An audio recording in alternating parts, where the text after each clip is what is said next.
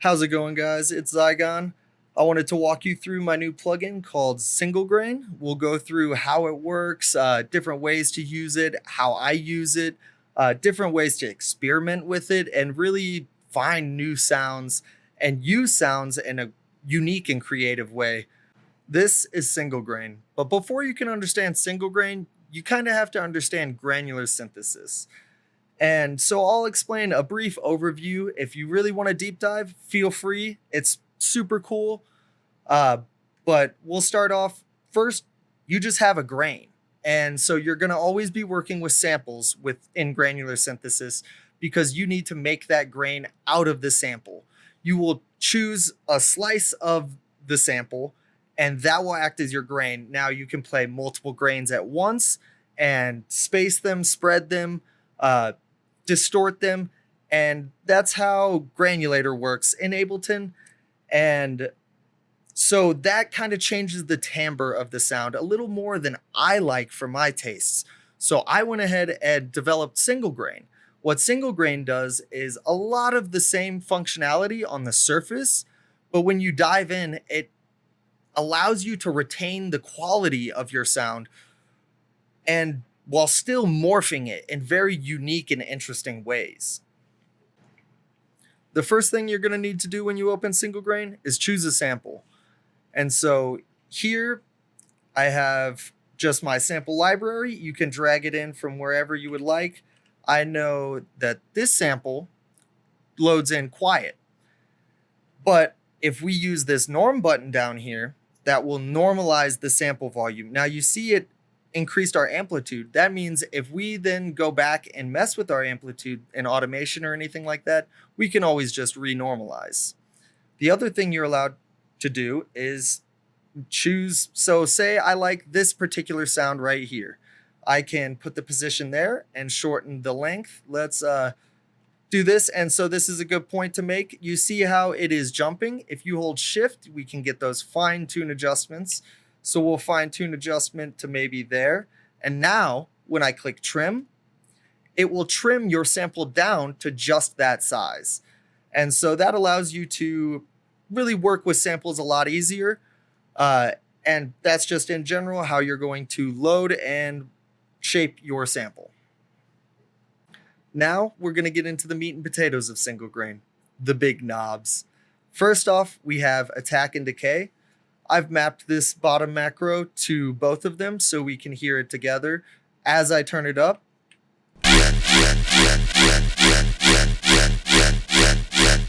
you hear that attack and decay start to happen and chop off or clean up the ends of the grain repetition. This is extremely effective in certain scenarios, and I'll go over those in just a little bit. Next, we have the grain controls. The two main things you're going to care about for your grain are your position and your length, at least in SingleGrain. Your length is, as it says, the length of your grain. I can increase it or hold shift to do fine tune changes for any of the knobs. Hold shift to do fine tune. I can also move this position as well. You can see what's happening there. But the unique thing with SingleGrain is if I turn on this sync mode, now it's synced. It will force the grain repetition based on the timing of your quarter note. And so what that allows you to do is do changes with your speed or whatever you want in the middle of the grain and know it is going to repeat on time. So here you can see we're going to repeat on, let's make it the half note just so we can mess with it a little. And if I go to mess with this speed, it will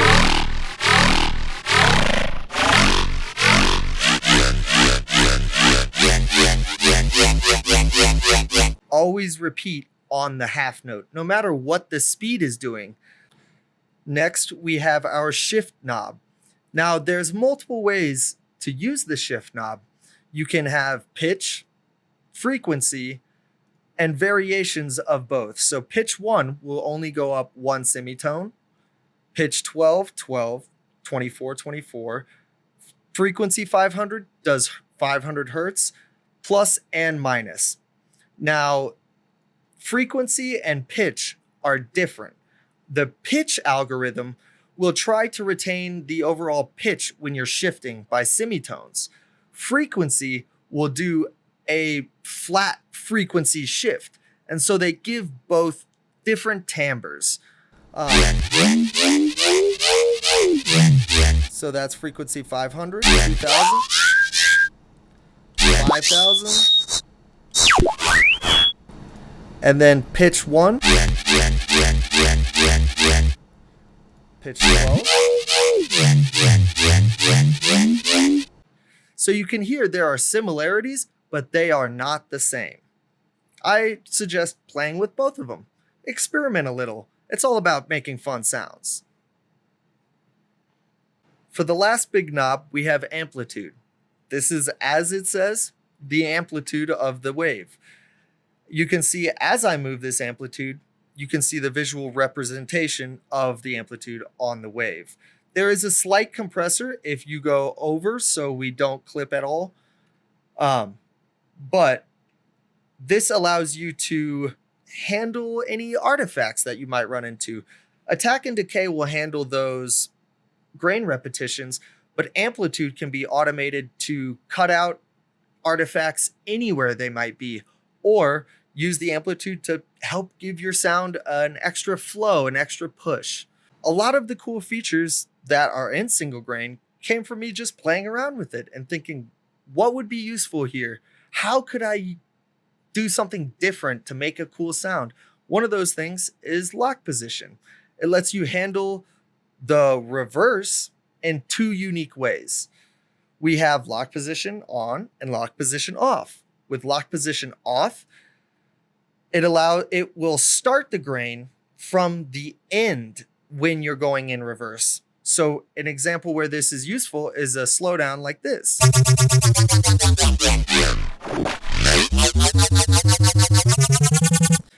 So you can see we slowed down to a stop, then reversed. But since we're reversing, now to keep this continuous, we have to start from the end of the grain. And so starting from the end of the grain, we get to retain the same sound quality, but in reverse. The problem is, if we now sync this and then change the speed, the end of our grain will change as well. Because when you slow something down, it's going to take a longer time to go over that same area. And so when we want our timing to be synced, the speed will adjust our actual grain length. But if we do lock position, then this does not matter. Our reverse start point will always be at the gray position bar. And so this allows you to, if you just wanted to reverse a sound, that's how you would use lock position. Next, we are going to get into the automation. You have 3 LFOs to use, LFO 1, 2, and 3. You can see your active LFO by which one is red. On your LFO shape itself, this red dot is your start and end point. They're always the same value. This yellow dot allows you to change interpolation between points. Double clicking, you can add a dot. Right click, you can delete a dot. And so we can use this to do things like draw this quarter note pattern. And then we will click and drag the LFO onto whatever we would like to automate. So let's do speed, for example. And we can use this tiny knob to mess with the depth. So here we can slow it down on a quarter note. And we'll listen to that. And you can hear it's starting anytime we press a note, and it's repeating on the division. If we hit envelope, it will play once and then stay at the red dot value after the LFO is completed. Off, it will just always be cycling based on the division. If you would like to do hertz, you can always hit this sync off and then mess with hertz. That's very useful in certain scenarios. And so we'll leave this sync on. And you can hear, because we have this sync on and we are set at 1/8, it will repeat on our 1/8 no matter what we're doing with speed. So then if I go and play the whole project, you can hear how you can stay on time, but give it that nice wonky feeling and just unique vibe. So here you can see we can go up and down in our automation, but if we use control click, so I'm holding control, clicking the knob, that will change our direction of automation. Now you see, now this went from 0 to 100 instead of split in the middle. That's because this has even directions on both sides of the knob. So you're just measuring your total distance and then multiplying that by 2 for your knob. If I hold control, click and drag, you can see that knob going up, but the automation itself is not changing. What we're doing is essentially zooming in on the automation. There's a lot of cases where you're only going to want to be doing the slightest bit of automation. And so by using this automation zoom, now this knob handles that small area, but I can go from 0 to 100 and get much more fine-tuned automation depths. Now, if you wanted to change your automation depth over time, we can also do that. You need to click and drag an unactive LFO. So this gray LFO, I'm going to click and drag to here. And then let's go to this LFO, set the division over a longer time. We can go here and say the log fall. And now we will see this automation depth be automated itself. So let's listen to that.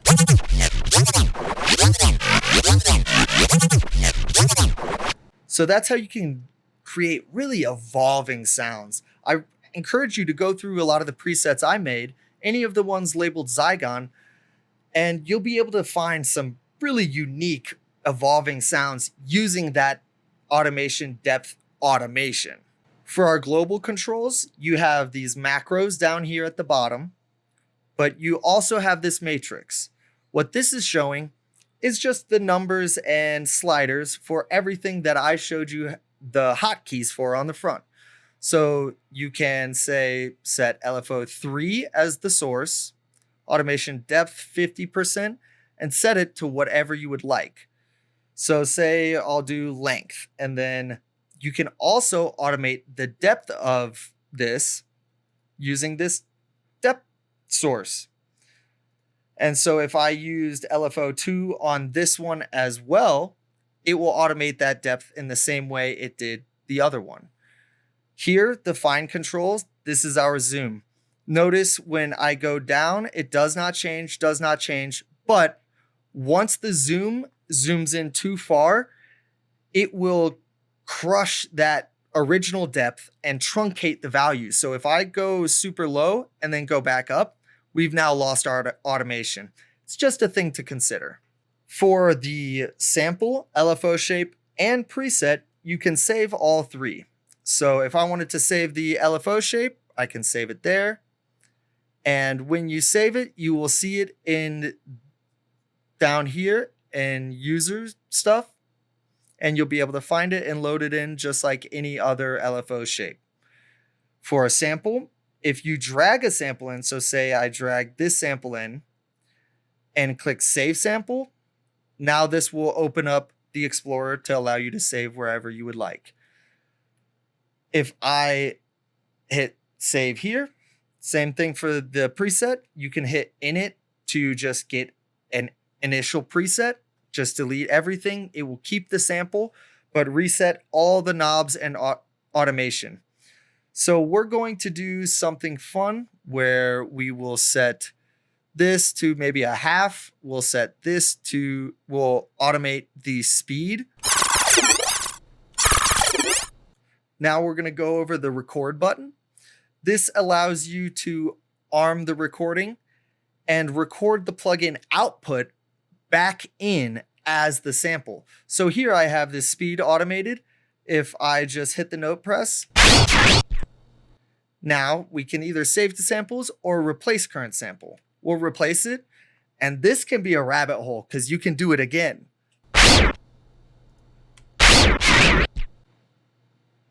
And do it again. And now let's get rid of the automation.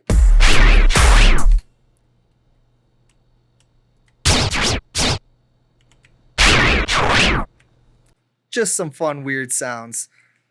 Here, I have a number of different examples, and all of these are presets that come with SingleGrain. There's over 120 unique presets for you to explore and really see how they work and see what you can do with SingleGrain. This is a riser.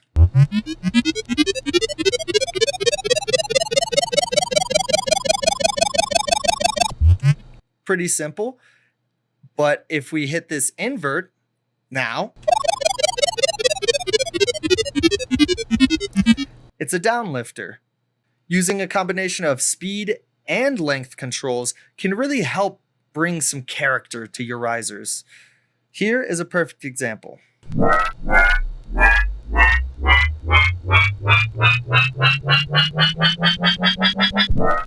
So you can hear as we're going faster, we're also shortening the grain.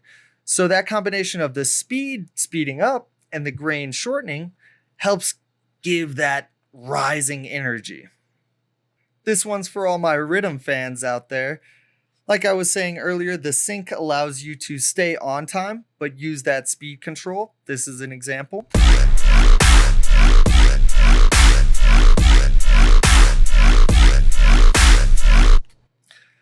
And if we wanted to, we could add some more evolving LFOs to help give character throughout the sound. This is an example of one of those evolving sounds.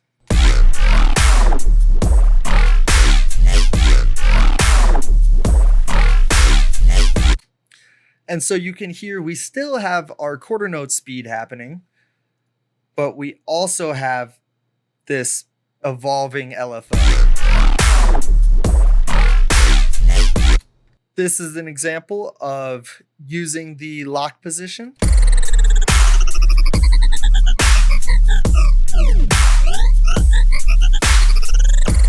This is an example of how attack and decay can be effective. So without any attack or decay, but when we bring it in,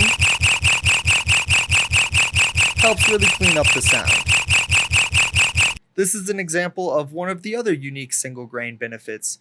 When you're handling a sample with a full frequency range, in other words, a one shot or a loop that already has a sub baked in, when you control the speed, it will affect the sub in a way that keeps everything very cohesive. So here,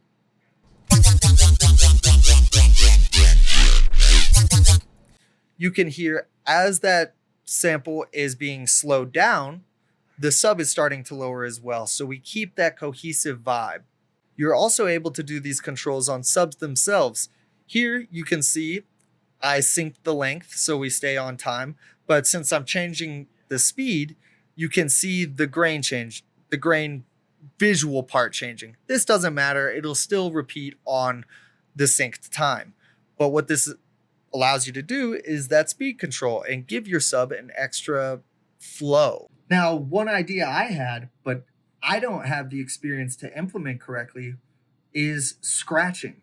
The playhead will always continue playing when you change the speed. If you are unsynced, you can do automated scratching. And so I challenge you viewers, please send me some scratching presets. SingleGrain is for sale at the link in my bio. This is still under development. I am completely open to any feedback. Feel free to email me at christian@higherchristianalexander.com. I would love to add any of your ideas. I would love to hear your presets and just make some music with you guys. Let's have some fun.